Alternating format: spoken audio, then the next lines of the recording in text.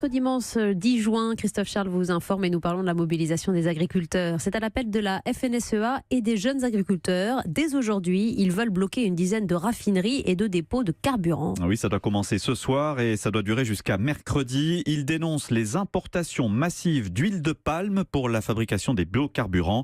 Mais il y a également d'autres revendications. Les explications pour Europe 1 de Carole Ferry. La goutte d'eau qui a fait déborder le vase, c'est la raffinerie de Total à La Mède, qui va utiliser de l'huile de palme importée de Malaisie et d'Indonésie pour fabriquer ses biocarburants. Nos agriculteurs craignent que ces importations viennent concurrencer nos productions de colza français.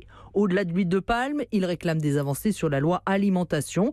Certes, cette loi prévoit d'améliorer leurs revenus, mais leur impose également des coûts supplémentaires. Plus de ristournes, par exemple, sur les produits phytosanitaires.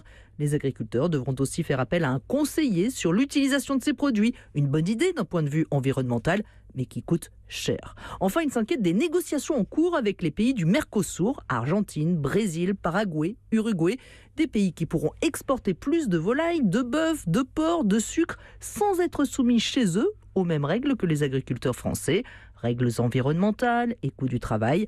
Le ministère de l'Agriculture rappelle toutefois qu'il s'agit d'accords commerciaux qui ne remettent absolument pas en cause les normes sanitaires. Pas de crainte, par exemple, de voir arriver du bœuf aux hormones en Europe. Et Carole Ferry du service économie d'Europe 1.